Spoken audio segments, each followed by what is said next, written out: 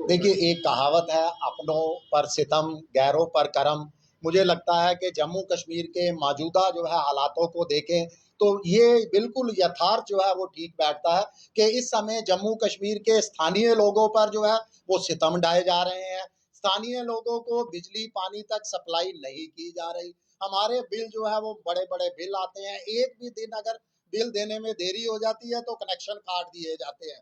यहाँ तक के स्थानीय लोग जो है अपनी परिवार का पालन पोषण करने के लिए, रोजी रोटी कमाने के लिए अगर रेडी भी लगाते हैं तो उन रेडियों को भी आपने देखा है कल के गांधीनगर और नरवाल इलाके के अंदर प्रशासन ने जो है उन रेडियो पर भी कार्रवाई करके उनको जो है वहां से हटवा दिया गया।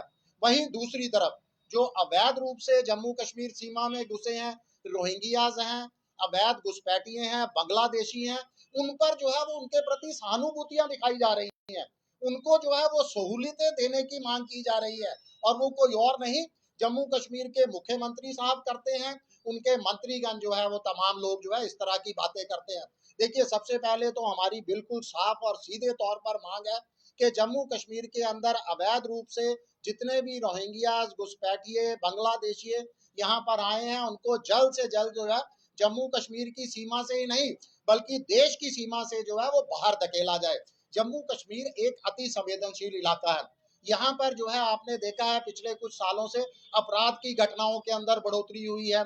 उनका सबसे मुख्य कारण जम्मू कश्मीर पुलिस का भी मानना है कि रोहिंग्याज की जो है उनके अंदर आपराधिक घटनाओं में संलिप्तता पाई गई है। यहाँ तक कि चोरी चकारी में, नशे तस्करी के अंदर, और सबसे घिनौना कृत्य जिसको मुझे लगता है कि इतिहास के अंदर कहा गया है, महिला तस्करी के अंदर भी जम्मू कश्मीर पुलिस ने कई रोहिंग्याज को जो है वो गिरफ्तार भी किया, इनके खिलाफ जो है वो कानूनी कार्यवाही भी की है। आपने देखा होगा कि आपने हाल ही के अंदर जम्मू कश्मीर दिल्ली सरकार की तरफ से, दिल्ली के माननीय उपराज्यपाल की तरफ से ये रोहिंग्याज को लेकर जो है एक आदेश जारी किया गया, कुछ निर्देश जारी किए गए जिसके अंदर दिल्ली पुलिस को निर्देश दिए गए कि इनको चिन्हित किया जाए और एक समय सीमा के अंदर अंदर इनको जो है दिल्ली की सीमा से बाहर धकेला जाए। सबसे पहले तो हम मांग करते हैं जम्मू कश्मीर के माननीय उपराज्यपाल जी से भी कि इस तरह के निर्देश जम्मू कश्मीर में भी जारी किए जाएं। इन लोगों को जो है चिन्हित करने के साथ साथ इनको एक समय सीमा तय की जाए, इनको जम्मू कश्मीर और देश की सीमा से बाहर धकेला जाए। जो लोग इनके प्रति सहानुभूति दिखाते हैं, इंसानियत का दावा कर रहे हैं, मैं कहता हूं कि वो अपनी एक नजर जो है बांग्लादेश में जो हिंदुओं पर अत्याचार किए जा रहे हैं, जो हमारे मंदिरों पर वहां तोड़फोड़ की जा रही है, आगजनी की घटनाएं हो जा रही हैं, उन पर भी जो है वो इंसानियत और अपनी सहानुभूति के जो है वो दो शब्द जरूर बोले। इसके साथ साथ अगर हमारी पुलिस इस तरह का काम करने में अपने आप को सक्षम नहीं समझती तो शिवसेना के अंदर इतना दमखम है, हमें जो है इस तरह के आदेश दिए जाए, हमें अनुमति दी जाए, हम 10 से 15 दिनों के अंदर अंदर तमाम रोहिंग्यों को जम्मू कश्मीर की सीमा से बाहर धकेलने का दम रखते हैं। सानी साहब, एक सवाल ये उठता है कि हजारों किलोमीटर ये आके जम्मू कश्मीर में बसे, हमारी इंटेलिजेंसी, हमारी गृह मंत्रालय, हमारे सभी जो हैं, क्या उनको ये पता नहीं था कि ये रोहिंग्या कहाँ जा रहे हैं?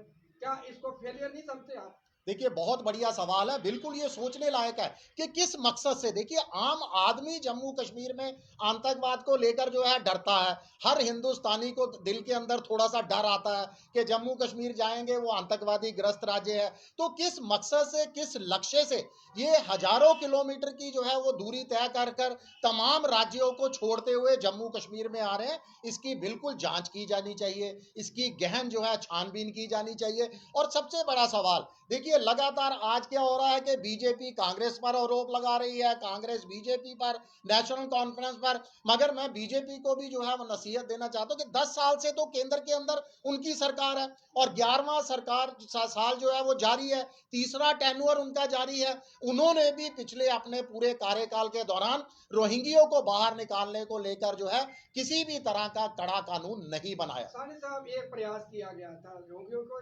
जो है उसमें एक ट्रेनिंग ट्रेनिंग कैंप में साबा में रखा था, उसके बाद अचानक बंद कर दिया गया। आज भी फारूक साहब का बयान आया, फारूक अब्दुल्ला का, कि हमें सेंटर बताए कि इनको कहाँ ले जाके छोड़ना है, हम तैयार हैं। क्या बोलोगे? देखिए, कुछ हद तक तो बिल्कुल वो सही फरमा रहे हैं कि केंद्र सरकार का जो है ये बॉल केंद्र सरकार के पाले में है, देश के गृह मंत्री के पाले के अंदर है, देश की सुरक्षा को लेकर। और ये जम्मू कश्मीर नहीं, देश की सुरक्षा के लिए खतरा है। बिल्कुल केंद्र सरकार को जो है इसके लिए कड़ा कानून लाना चाहिए। इस समय लोकसभा का शीतकालीन सत्र भी जारी है। मैं तो कहूंगा तमाम पक्ष विपक्ष पार्टियों को जो है तमाम मतभेद भुलाकर देश और राष्ट्र की सुरक्षा को ध्यान में रखते हुए एक मत से जो है इस अध्यादेश लाया जाए, एक कानून बनाया जाए, ताकि इनको जो है वो जेलों में डाला जा सके या भारत की सीमा से बाहर धकेला जा सके। ये बताइए कि ये सारा कुछ जो है गृह मंत्रालय के अधीन आता है, एलजी का अभी ये क्षेत्र है, तो फिर दूसरी पार्टियों को हम इल्जाम लगाने की बजाय गृह मंत्रालय को क्यों नहीं कहते कि इसका समाधान निकालें? देखिए, बिल्कुल सही है। आज देखिए, इनको बसाने की बात की जा रही है, ये कब बसे थे उसकी तहकीकात की जाए, बल्कि गड़े मुर्दे उखाड़ने से अच्छा है कि इस समय जो वो देश के लिए, जम्मू कश्मीर के लिए खतरा बने हुए हैं, इस समय आप उनको खदेड़ने के लिए कानून लाए, और ये केंद्र सरकार का काम है, देश के गृह मंत्रालय का काम। ओके।